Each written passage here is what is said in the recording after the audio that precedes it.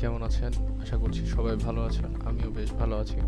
আজকে সিলভারের মার্কেটে একটা ট্রেডের ভালো একটা ট্রেডের লং টাইম হোল্ড করার মতো একটা ট্রেড আমার মনে হয় আমরা পাবো। সো বেসিক্যালি আমার থিওরি হলো মার্কেট একটা সুইং বানিয়েছে, সিলভারের প্রাইস একবারে অনেক কমে গেছে। এই প্রাইসটা কারেকশন অবশ্যই করতে হবে। অলরেডি কিন্তু মার্কেট এখান থেকে একবার এর উপরে লিকুইডিটি নিয়েছে এবং নিচে আবার ফল করেছে।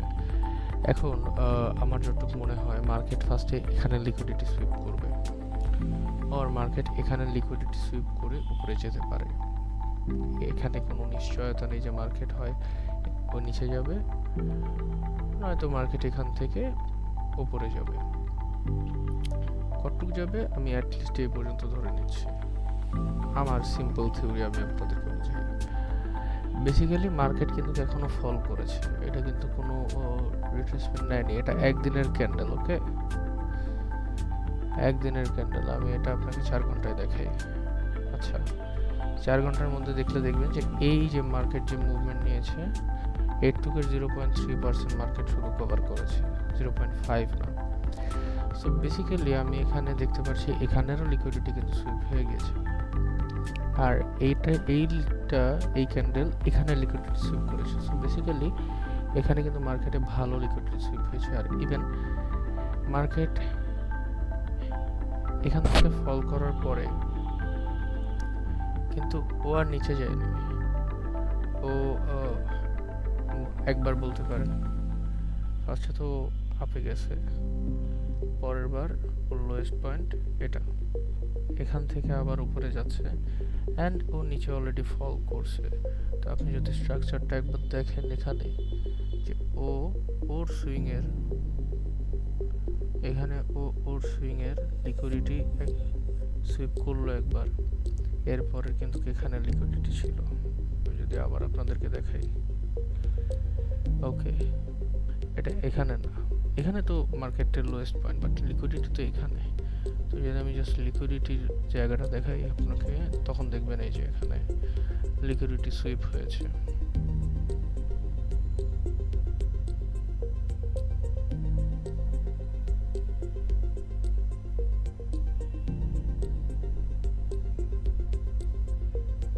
ওকে, এখানে লিকুইডিটি সুইপ, মার্কেট উপরে যাওয়ার চেষ্টা করেছে একবার দুইবার, এই যে এখান থেকে মার্কেট আবার উপরে যাওয়ার চেষ্টা করবে আই থিঙ্ক।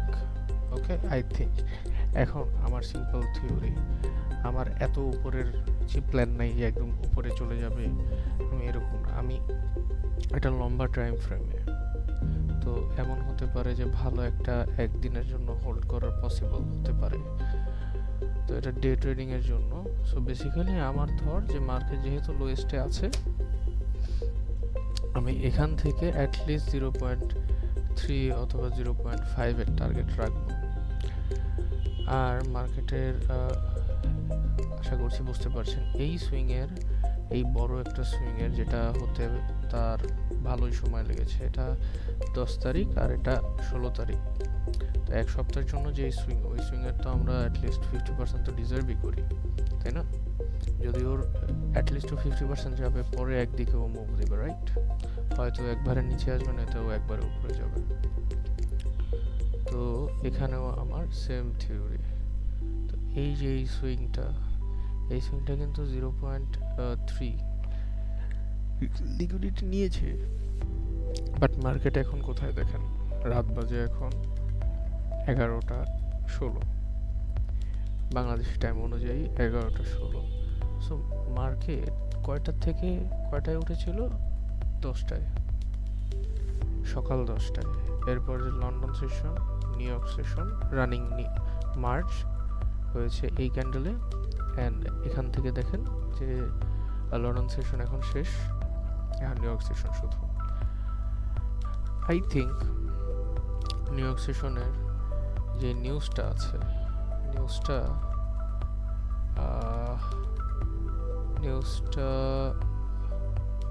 1 ঘন্টায় গেলে আশা করি দেখতে পারবো, এখানেই আসবে। একটা নিউজ আছে এখানে, আমি এখানে দেখাতে পারছি না। ফেড প্রেস কনফারেন্স হবে রাতে 12টায়।